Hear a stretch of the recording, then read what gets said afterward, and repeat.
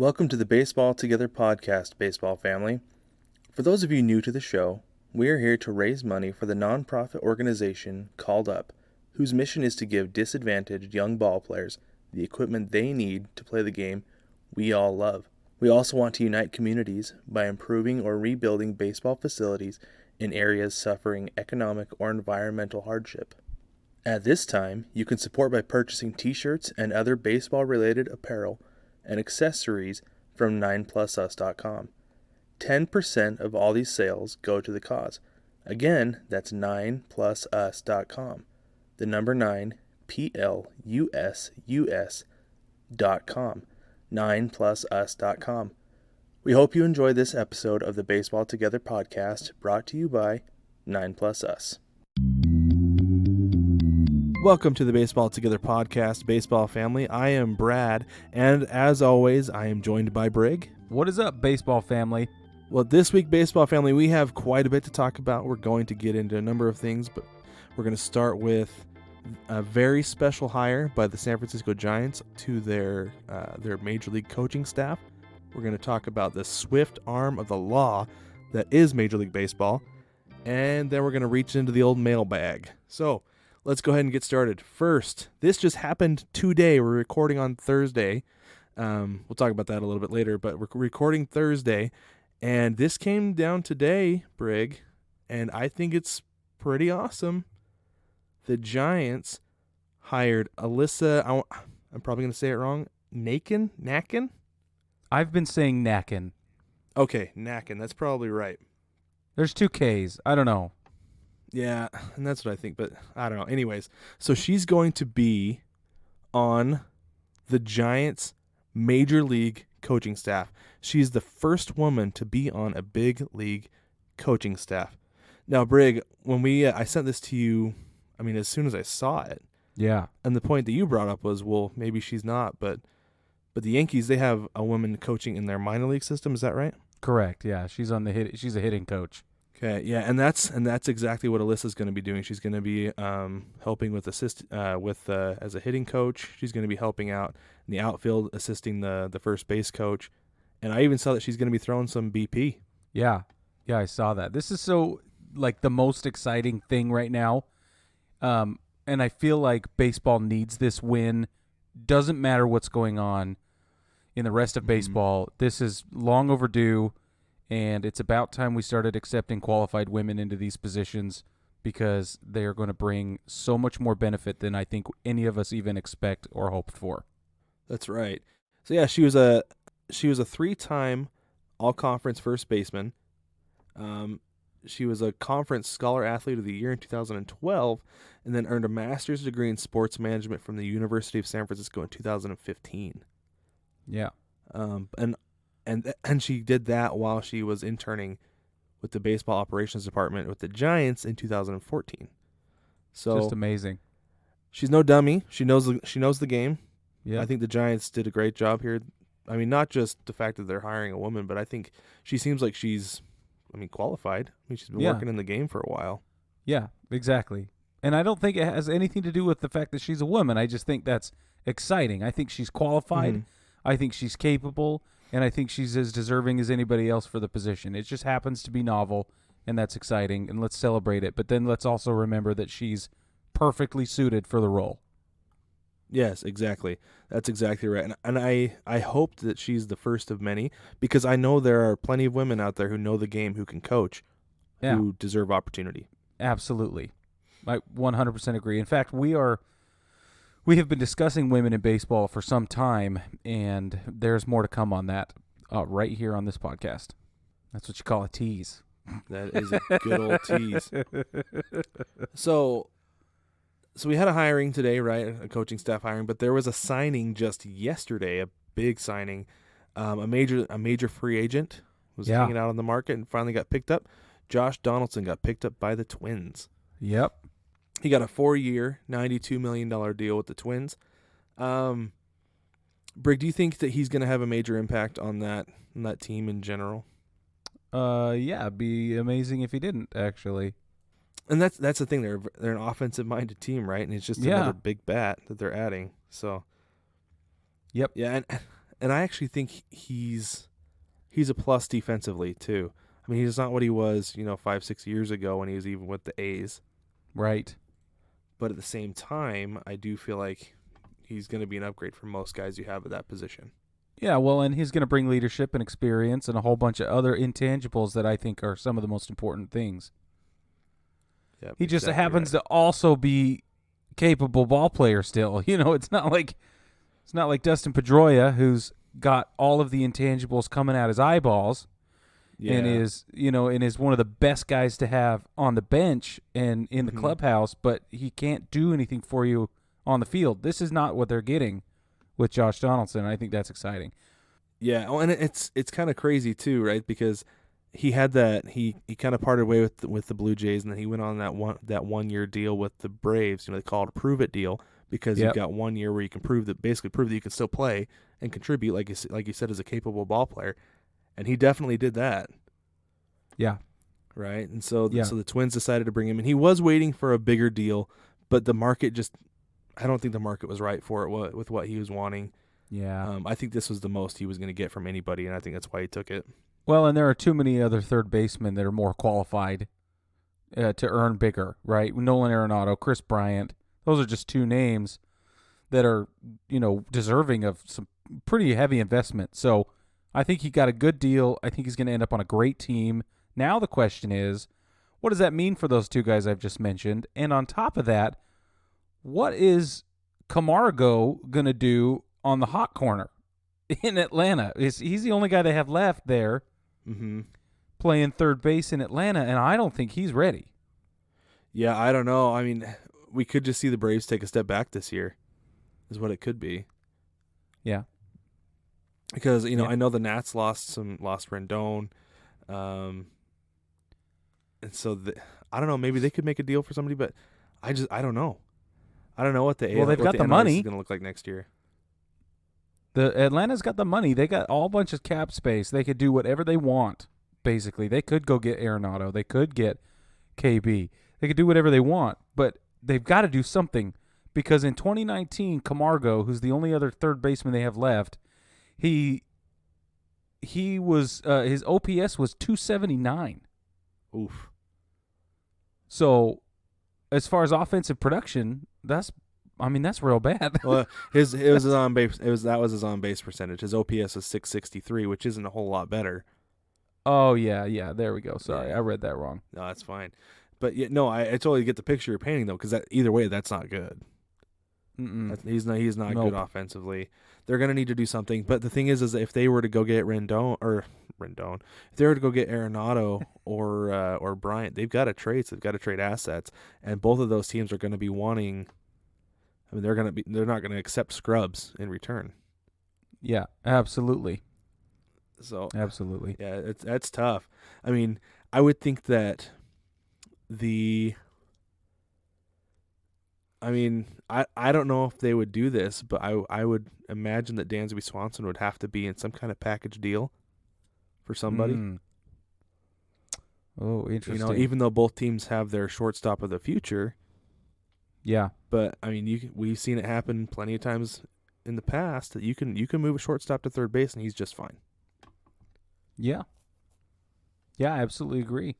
So those will be some interesting transactions to keep an eye on. I've actually been watching those guys pretty closely, and I did see a headline this week that said that Arenado was more likely to be moved than Lindor and Betts. No way. I mean, I think that's interesting. I also think it's possible. Mm-hmm. Yeah. I don't think Arenado wants to be in Colorado anymore. But I don't think... Why would he want to be in Colorado? Yeah, but I don't think Mookie Betts has a problem with Boston. I think he loves Boston. I think he loves the team, loves the town. And I think that Lindor's the same in Cleveland. I don't think there's a beef there. But I think Arenado wants to leave Denver. That's what I think. I agree. And most guys, after they've been there for a while, kind of do. Yeah. Because they're a flash-in-the-pan team, Yep. Like I feel like they're one of those teams that they'll make the playoffs and they'll take a step back. They'll kind of work their way back up and make the playoffs, and then they'll step back because they were 71-91 last year, and that's not going to be a whole lot of fun in a place where you're getting snow the first month of the season. And the last. So not good. I can't imagine somebody like him would want to stick around for too long. No. He needs a boogie.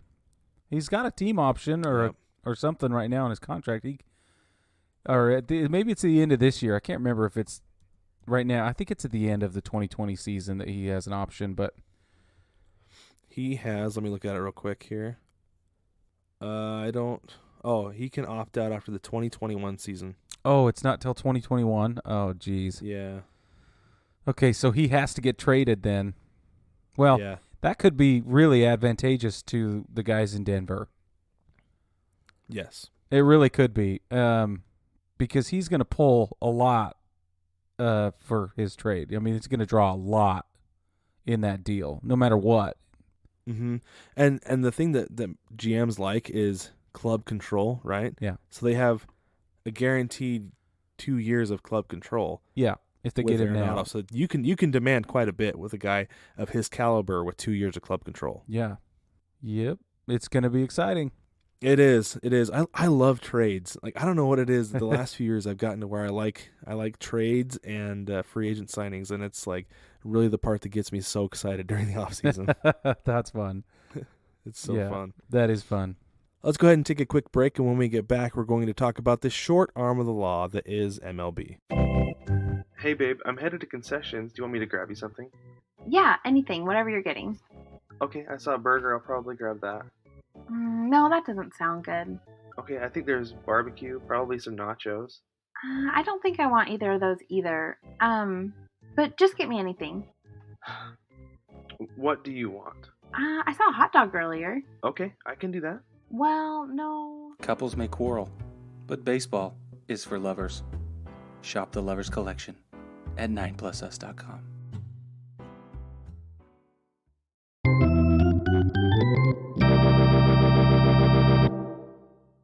Welcome back, baseball family. We have got to talk just briefly, but we've got to talk about the Astros' punishments and the way Major League Baseball decided to come down on them, and maybe a little bit of what might come next. But there's been a bunch of craziness this week, and it got real crazy. I feel like we hit peak crazy today. Don't you think, Brad? Yeah, it kind of feels like everything hit the fan today. It was like we got to, spoiler alert, got to the Beltran firing, and it was like somebody just decided to dump on Twitter. It's like, whoa, Yeah. everything.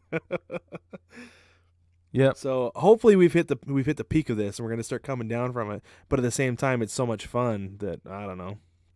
We'll see. So just so everybody knows, this all kind of got started when Major League Baseball released their investigative findings into the 2017 Astros cheating scandal for sign stealing using electronic means. They broke the rules. They need to be punished. It began with general manager Jeff Lunau and field manager AJ Hinch being suspended for a year. They got a $5 million fine to the club in Houston. They were stripped of their first and second round draft picks for both the 2020 and the 2021 drafts. And that's where it stopped. Now, that was the extent of the MLB. Yeah. The MLB punishment. So then what happened then is the Houston Astros owner, Jim Crane, fired both Jeff Lunau and AJ Hinch. And then we all sat around for a couple of days waiting for what was going to happen to Alex Cora. Well, hold on. Let's stop there for just a minute. Let's talk about okay. that. Let's talk about those firings real quick. Okay. So those came really, really fast after the punishment was handed down. Yeah. Like, I got the notification on my phone about the punishment, Mm-hmm. and then the next thing I know is those two were fired, and that made me honestly wonder, if Manfred was like, okay, I'm going to hand down these suspensions, but you need to fire these guys.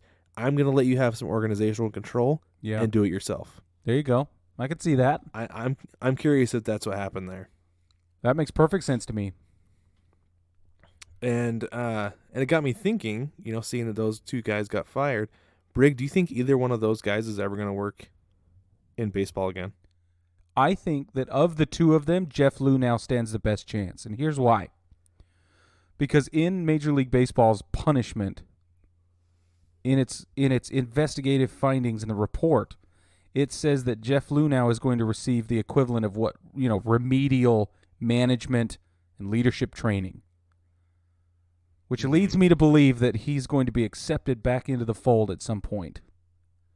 Okay. Yeah, I could see that. That's and the only reason he's I a say really that. good GM too. He's a really good GM. He's kind of, in part, he's responsible for some of this advanced analytics that we've got going on and some of the behind-the-scenes magic that happens in baseball right now. He was at the forefront of that when it all started. So, that's right. I don't know. That's why I feel like A.J. Hinch, though, I'm not sure he'll ever work in baseball again. Maybe. I think it'd be more likely to go the opposite direction. Let me tell you why. Just real quick. Tell me why, Brad. Lunau threw everybody under the bus on his way out the door. Yeah. He said, I didn't have anything to do with this. This was players and low-level employees. Yeah, that's true. That seems pretty insulting, and I don't know how many people are going to want to have him around. Mm. And Hinch, I don't see him ever being a manager again. No. Because clearly he doesn't have control of his clubhouse. Right. And no backbone. Yeah. I could see him being like a bench coach. Yeah. Or a base coach. Or a college coach. Or a college. I don't know if I'd bring a guy like that into my college. Yeah, but you don't know, right? Some Division II desperate school. You don't know. Maybe. It's true. I would just, if I was a college, I'd be worried about NCAA violations. Yeah. That's valid. But I could see somebody bringing him on and be like, okay, this is your role. Do not step outside of these bounds. You are basically on probation. Yeah. I could see something like that happening with Hinch. But at the same time, I wouldn't be surprised if he never worked in baseball again either. So. Yeah. No, I wouldn't be either. Now, I got to pause us for a minute, okay? Okay. Because you said something that I think is shared among lots of people in the baseball fan world. There's been a lot of craziness, especially today. And while it is exciting, I don't think it's fun. Personally. I know I might be the only one feeling this way. But I think that in some way, like we could say, we're watching Rome burn right now. And I don't want to take delight in the burning of Rome. You know what I mean? I don't think it's... Yeah, and I get that. I don't think it's fun. Anyway, so what I'm saying is it's tempting. We like to see the big guys fall. It's human nature to watch these guys take a beating and get knocked down a peg. And this is all human psychology, and that's why we're enjoying it so much, which is fine. But especially because these guys got caught cheating, right? And they took away from us the thing that we hold dear. That, like, it's just not, it's not good. But at the same time, like, I guess I'm just having to remind myself that I love talking about this, but I got to do it with some dignity, So I hope that Major League Baseball does it with dignity. I hope that we can do it with dignity. I hope that the players and the fans can continue to conduct themselves with some dignity. That's all I'm saying. Public disclosure or public service announcement from Brig. That's all. Can I tell you why I think it's fun? Yeah, and it is fun. I don't disagree with you, but tell me. So this is the reason, and like you're talking about, Rome burning. Yeah. And one of the reasons that it's fun for me is because it creates storylines for the season. Oh yeah. It draws interest. Like everybody's gonna want to watch the Astros, and you're not just gonna watch them. You're gonna pay attention to their statistics. Yeah, that's true. Right? Because we had it come out today. I'm getting a little bit ahead of myself here, but we had it come out today. Somebody was accusing Jose Altuve and Alex Bregman of wearing a wire. Yeah. Telling them, what pitch was coming. With a buzzer. And yeah, with a buzzer. Now, if they don't have any assistance, if they don't have somebody banging on a trash can, Doug Funny, if they don't have a buzzer in their armpit or wherever it was, telling them what pitch would come, I heard on a podcast today that basically your batting average could go up 150 to 200 points based on knowing what pitch is coming. Oh, yeah. No, totally. So we should see those guys, we should see their batting averages drop considerably this next year. Yeah. Because the other thing is, based on everything we've heard this week, players talking about, Logan Morrison specifically was saying when I was in Seattle, which was 2014, 2015, Yeah. he was like, we heard it. We didn't know exactly what was going on. We figured they were cheating, but we didn't know for sure. We didn't have any way to prove it. Yeah. So we should see a dip this year, and that's the thing that's fun for me is it creates so much interest that people who may not necessarily watch baseball this year, they're interested. Yeah. They're at least interested in the Astros, which is fine. It is fine, You know, but it's great. It's bringing more eyes to the sport, and that's what's fun for me. Is I love the storylines that come with sport, and that's really what it is for me. I feel you, and I can get behind that 100%. And I also like chaos, but that's just me. Listen, everybody likes chaos a little bit, especially when it doesn't reach out and touch you, right? If you can be a part of the chaos or feel a part of the chaos without getting burned, you're good. That's a good place to be. I'm just saying. I just think exactly right. I just think we should remember that this is not the end of the storyline, and it might get a little dirtier. It might get a little heavier before it's over. I don't know. It could. Anyway, that was good. Back to the storyline. Back to the storyline. So Alex Cora, he is the subject of an ongoing investigation by Major League Baseball for his implications in the 2018 sign stealing scandal with the Boston Red Sox, who was his inaugural year as a rookie manager. And we all wondered, is he going to get fired before or after MLB releases its investigative findings? And I thought for sure that they would wait to release Alex Cora, that they would not separate him from the ball club until after, because I thought there would be some sort of, like unlawful termination thing. But it turns out, I feel like I said that. I thought that, I wonder what's going to happen. Had a conversation with some friends about it who are Red Sox fans, and yes, I have Red Sox friends. and then I turned around and boom, they have agreed to part ways amicably. Well, and I saw that, I laughed because the first thing that came to mind was I could just see like High and Blue and be like, Alex, can you come to my office, please? Hold on, Skip. I've about got my office cleaned out. Okay, thanks. Good talk. Good talk. That's how mutual it was. Yeah, man. It's like, yeah, I know I'm getting fired. Yeah, you do. Okay, we'll see you around. All right. Good talk. No, when you texted me that, I told Tiffany, and we laughed and laughed and laughed just till we peed ourselves. We were so happy. So funny. And it's sad, and this is crazy, but I mean, I think that's the best choice for the ball club and the brand, and you know what I mean? Like, they've got to distance themselves, and that's what happened today too. Yep. Yeah. And to be honest with you, like, I don't think Cora is going to work in baseball ever again. No. I do not think he will. And he was a guy who, for years, people were saying, Alex Cora needs a job. He's going to be a great manager. And, he was, but also, I guess he was great at espionage. Yeah. So yeah. It's just, it's crazy. yeah, I mean, I'm with you, man. I see a lifetime ban coming down on Alex Cora. And so real quick, were you okay with the punishments that were handed down? Do you think they were too lenient, too harsh, just right? What do you think about those? They're way too lenient for me. Okay. Like way. I wrote an article about it on for baseballtogether.com. So if you guys want to go check it out, you should, baseballtogether.com. But I think that if I was commissioner, man, I'd have swung the friggin' hammer. I'm telling you, much harder than Rob did. Rob, yeah, Rob, that guy.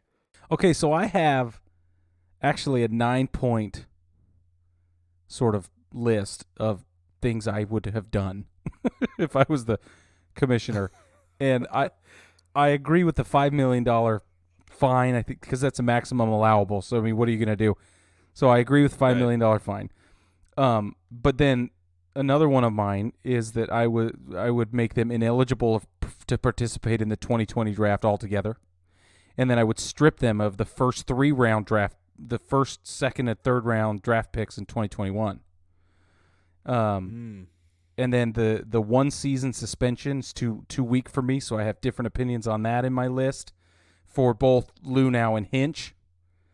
And I think they're different. I think that Jeff Luhnow deserves a different punishment, time suspension from baseball than AJ Hinch does, and I've got that detailed. So anyway, go to baseballtogether.com and you can look at my 9-point comprehensive bullet list. But one thing I will caveat to my list is we learned today that Rob Manfred granted immunity to the players that stepped forward and told the story. So that was his little investigative tactic to make sure that he got the truth, which is, I mean, that is a legitimate tactic that you can use during the course of an investigation. I think it was extremely lenient. I'm talking, if it were me, the first 3 to 5 guys that come forward and tell me the truth, you guys get immunity, ready to go. Everybody else burned at the stake, kind of a thing, like. I mean, because what we're talking about here is a violation of the integrity of baseball. And I know that sounds sanctimonious and a little holier than thou, and I got it. But I'm telling you, precedence has been set in the past. My ire, my feelings on the matter are not without prior precedent. Mm-hmm. Because in the past, when players have violated the integrity of baseball, the hammer came down, baby, and it did not yet this time, and I'm upset. Yeah, and I hear that. And the way that I feel about it is I feel like this was the baseline. This was as lenient as he could have gone. Yep. Right? Yes. 1 year suspensions, taking away a couple draft picks, and the maximum $5 million. I was okay with it just because they're the first team to really do it like this. Like this is the standard. This is the first time offender. This is what they get. Okay. But honestly, I would have been okay with anything up to lifetime bans and vacating the title. Of course. Vacating the title does not mean the Dodgers get it. Does not mean the Yankees get it. It means that 2017 there was no title. However, there's the other thing about that is I don't think that really works. They do it in college. Right. Vacating a title doesn't really work. I mean, yeah, they've done it in college, but at the same time, like, Reggie Bush still won the Heisman Trophy. He doesn't have one in his garage, but he still won it. Where he hangs out. Gosh, who was it? Who was it? The Memphis lost to that. But you can vacate a title and say that it didn't happen. But people have memories. Yeah, of course. Like it's you're gonna see the gap in the book. Like, oh, who won the title in 2017? Well, the Astros won it, but it was vacated. Oh, so the Astros won it? Yeah. Okay, but hold on. Wouldn't that draw attention to it? Like, how come? So I think of my daughter, and I think when she looks back on this, and she's gonna ask me about it.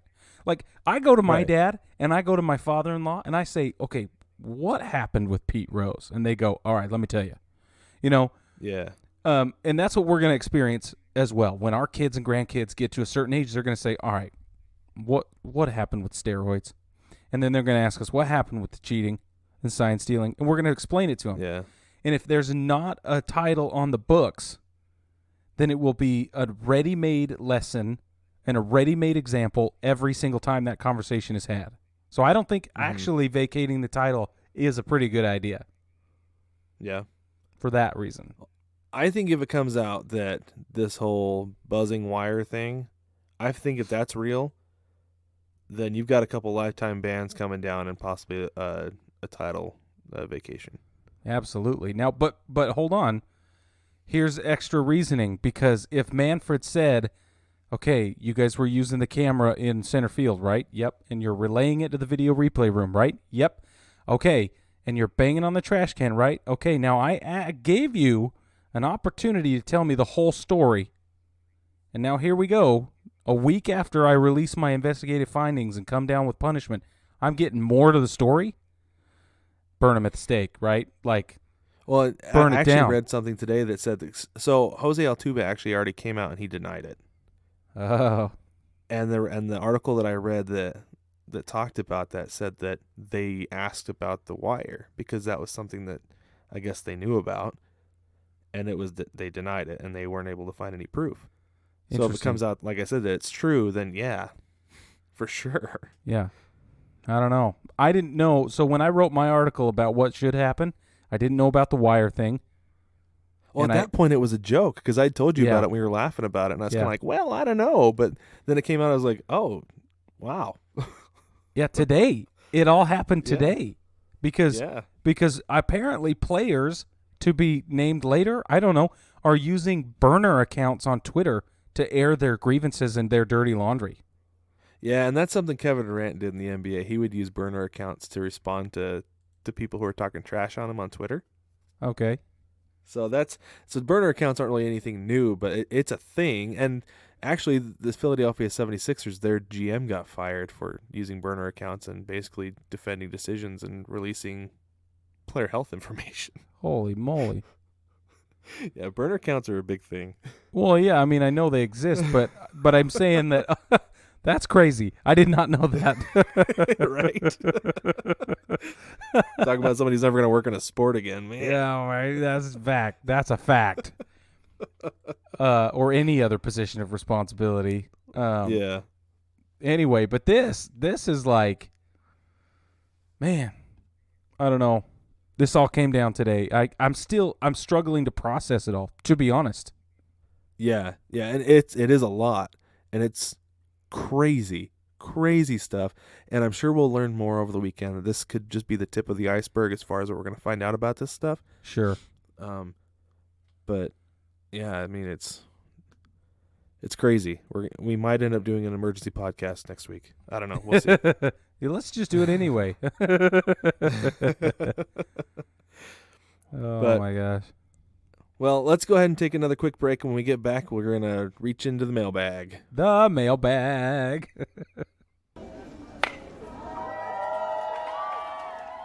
Hey, Mike, Catherine, those are some cool t-shirts you guys have.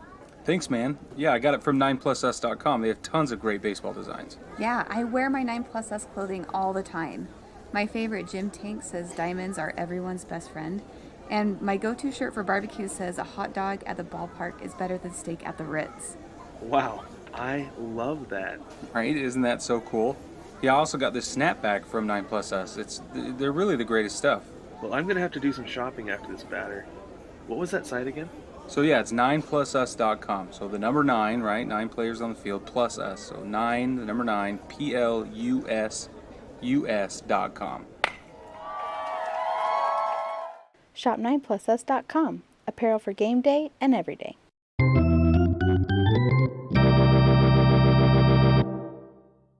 Welcome back from the break, baseball family. So we had some mailbag questions come in this last week, and we thought that rather than letting them build up too much, we would get into those so we can give them the time that they deserve. So let's go ahead and get into the first one here. This one is from Rob C. It says, who's at the top of your underrated players list? Brig, who's at the top of your list? Man, that's a great question. I actually have 3 players on my underrated player list. So I'll start with my pitcher. Okay. I have one pitcher, 2 position players. So my most underrated pitcher, I think, is Kyle Hendricks, plays for the Chicago Cubs. 2019 was his 4th full season in the game. That's important, okay? Mm-hmm. He pitched 177 innings. It was 31 games, and his lifetime ERA now sits at 3.14, which I feel like is respectable. That is. Especially because he's not a velocity guy, right? He's throwing in the 80s. He'll break into the 90s every once in a while, but he's not throwing gas. But he's still striking guys out. He had 160 Ks in 2019, but the thing that makes him special is the combination of all those things. Not a velocity guy, throwing strikes still, not a ton of strikes, but plenty. Justin Verlander threw like 300 in 2019. So 150 Ks is plenty, especially if you're able to generate ground balls and flyouts. You know what I mean? Well, and if you're only going 6 innings a game, what's the average? Yeah. So, yeah, I think that's respectable. Yeah, Kyle Hendricks. Cool. So I have a pitcher on my list as well. Oh, yeah, talk to me. So, and I'm biased But part of the reason I know who this guy is because he's a Mariner. Okay. Of course he is. Of course Nah, he is. Yeah. But just no, kidding. No, legitimately it's though, Marco Gonzalez. Okay. Okay. He started last season, his first 5 starts. I was like, he's going to be an all-star. There's no way. In fact, he might win a Cy Young. And then, Whoa. the Mariners fell off a cliff and he didn't get any Yeah. support, defensively. There's a whole bunch of errors. But then he came back up at the end of the season. So he led the league in starts last year. He started 34 games. Okay. Okay. This is a guy who, when he got traded to the Mariners from St. Louis in 2017, Mm-hmm. and I believe he had Tommy John surgery. I'm looking to double check to make sure, but I'm pretty sure he had Tommy John surgery while he's with the Cardinals. And so he's come back, and he's going to be 28 this season. Okay. Okay. So his best season so far has been 2018. This is his first full season in the bigs. 29 starts, Wow. 4.0 ERA on a bad team. I mean, I've got to use that, He did have a complete game, which I feel like is an accomplishment not only in the big leagues these days, but also for a guy coming off TJ. Yeah, for sure. And a young guy, right? Yeah, a young guy. Like I said, he was 26 that season. Right. He's consistent at about 9 hits per game, but he's given up. That season, he gave up less than 1 home run per 9, which I feel like is another big thing in the big leagues these days. And that season, he was striking out just under 8. Now, his numbers dipped just a little bit, but he also had a bigger sample size. He had 5 more starts and pitched about 40 more innings. Wow. That's a big change. Yeah, so this season, I think he's going to be a guy to watch. He's going to anchor the Mariners pitching staff.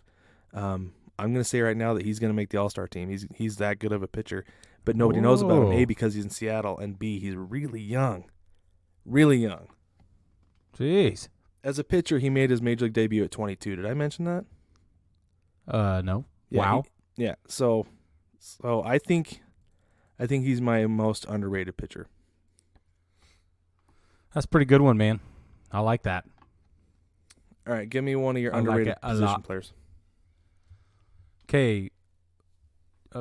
Josh Bell. That's a great one. Josh Bell. Okay, now I know he got way more attention in 2019 than he's ever had, but let's not forget that 2020 is his 4th full season. Mm-hmm.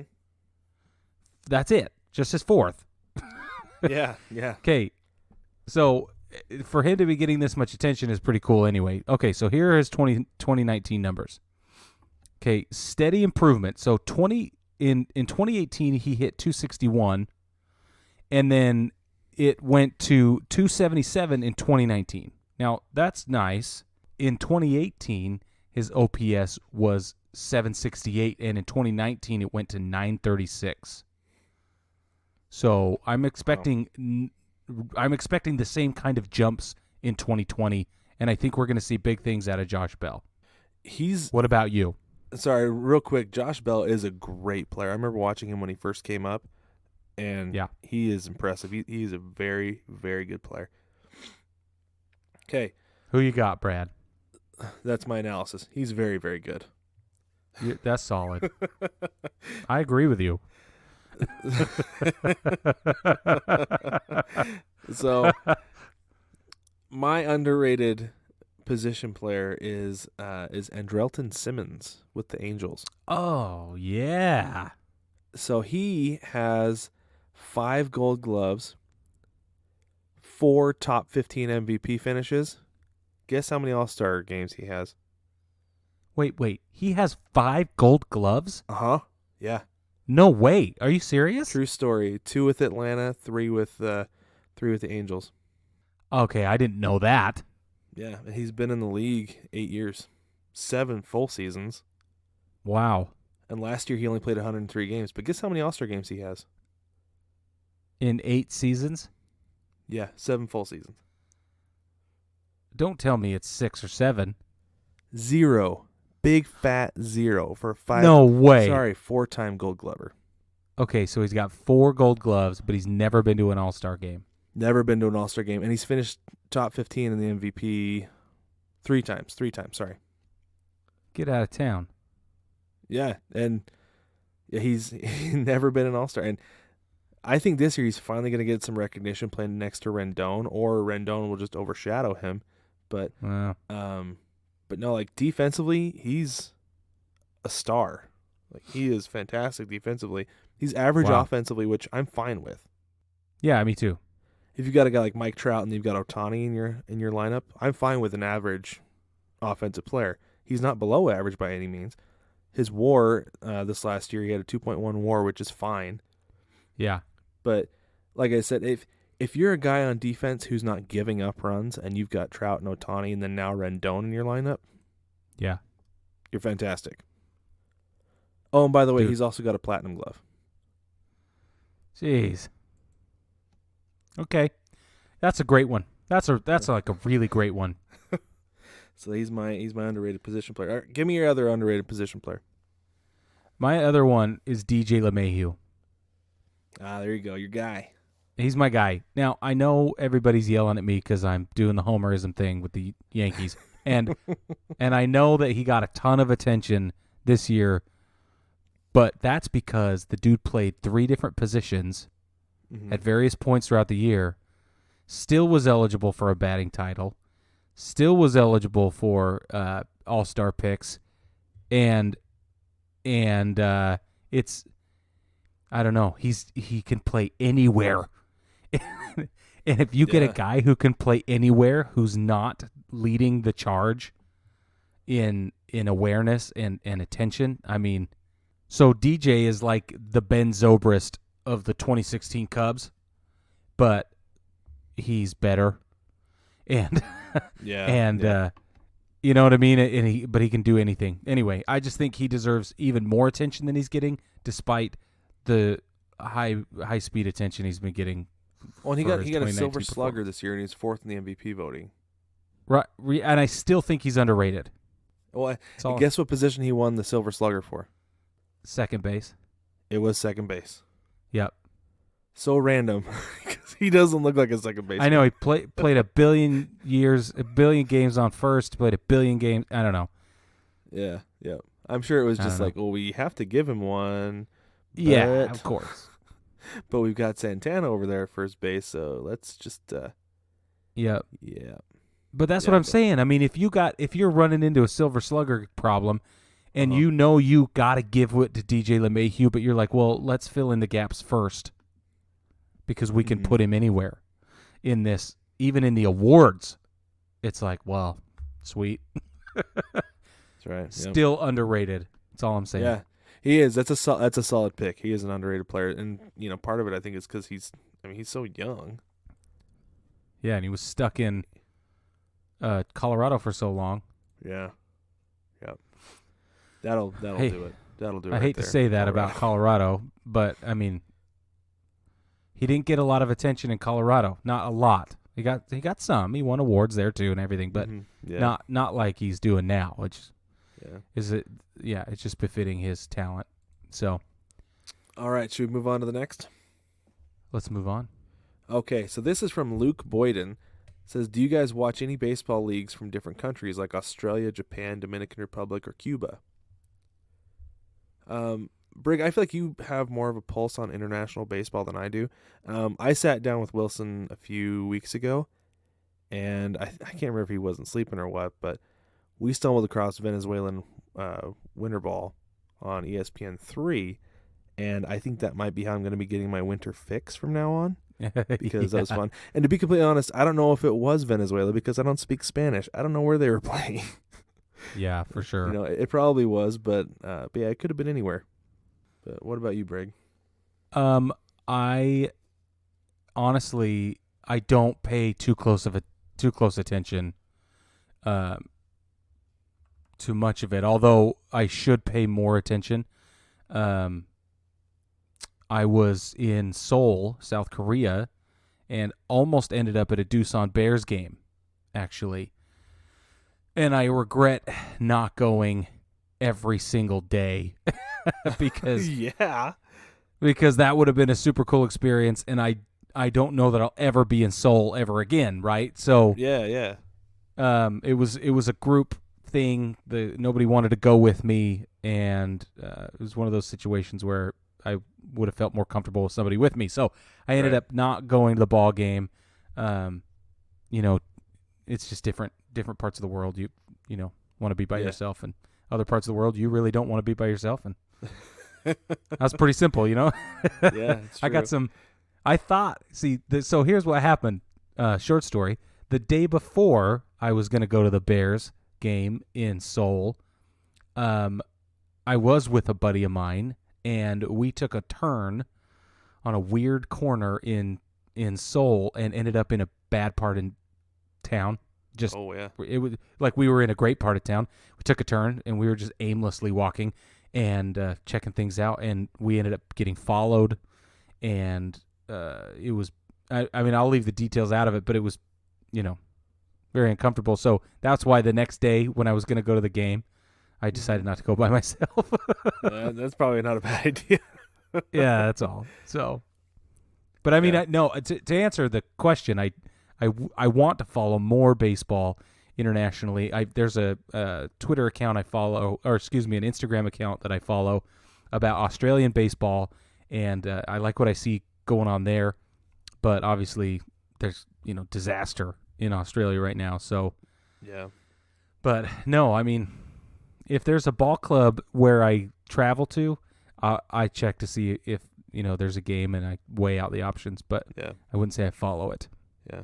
Sorry, I thought we had talked about international baseball before, and that's why I thought you were more plugged in than you were.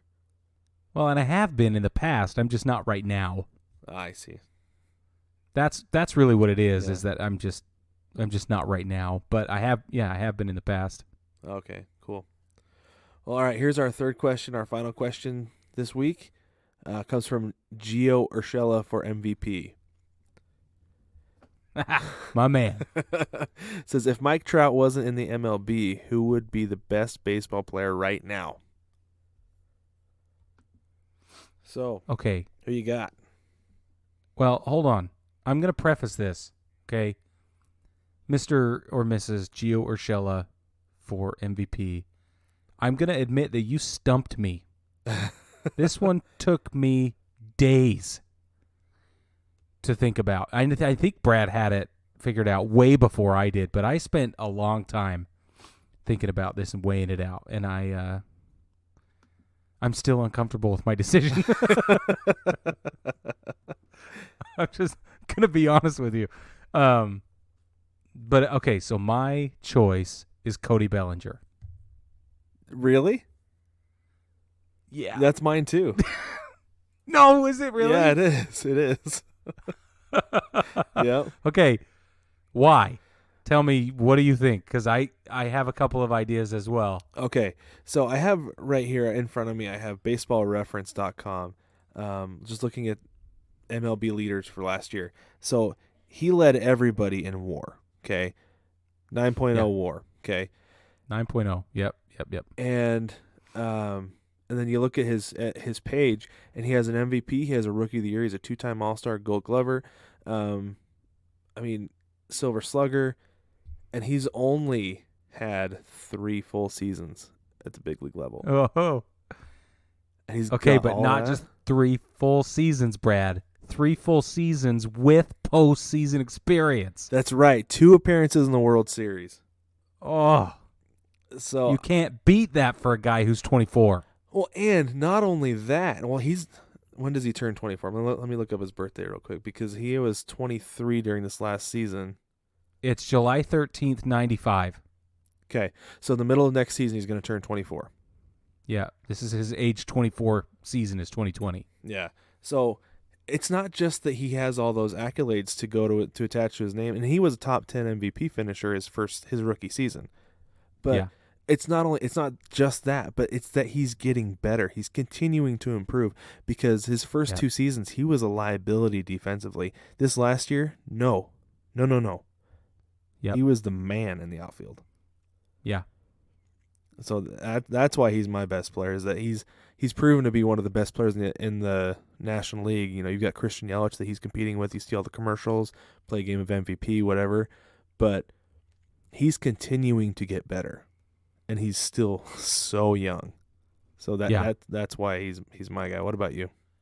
Okay, everything you said, but I'm going to change one of your answers to fit my opinion.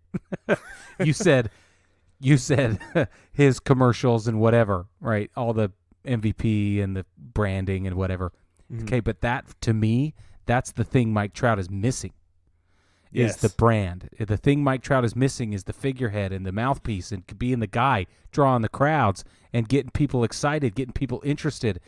And that, for a guy who's 23, is not only impressive, but he is going to mature in these non-tangibles, and he's going to mature into giving us more of this brand awareness and figurehead stuff that I need more of. I just need more. Yeah, I agree. We do need more out of it, more out of the best guys in the league. We need more of it from them. And it's not just, it's not just for our own selfish reasons. The league needs it. And that's what I'm saying, because we need more people. We need more eyes on. When Christian Yelich did the body issue of ESPN magazine, that was fantastic. Right? That's the kind of stuff that I'm talking about. That's the stuff we need. Well, and the thing that's funny about that is it wasn't just the fact that he did it, but it shows people, because I feel like for a long time the image of baseball players was David Wells, right? The fat drunk. Sure. People were, and John Kruk, that yeah, baseball players don't need to be in shape. You're only running 90 feet at a time, getting a double or triple at most, whatever. Baseball players don't need to be in shape. But when Christian Yelich did the body issue, I feel like it completely flipped the stereotype of baseball players. It did for a lot. I'm sure for a lot of people. Yeah, that most. I say most. I'm hoping that at least 99% of the league is not on steroids, but these guys are actual athletes. Yeah, legitimate, shredded athletes, just like what you'd see in any other professional sport. So I think, on top of everything, these sort of intangibles. That's why I went with Bellinger. Yeah. And I totally agree with that. He's one of a couple players is all that I follow on Instagram because he has a personality. Yeah. So yeah, I totally agree with that. Yeah, you got to I need you to have a personality. Like the video with Bo Bichette talking to the kid in, was it Nigeria or in one of the islands? What was it? I think it was one of the islands. I don't know for sure though. Anyway, that's what I'm talking about, right? Like, you show us your humility, man. Show us your humanity at the same time. Yeah, for sure. And I feel like that's the kind of stuff we're starting to see from some of these younger guys, and that's, I think, perfect.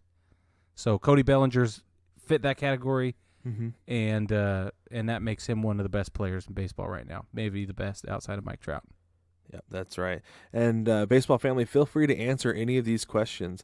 I'm going to put them on the episode page on baseballtogether.com. I'm going to include them at the bottom there. So if you want to comment there, you can, or you can respond on the Facebook group, anywhere. You can respond anywhere, and we want to hear what you think.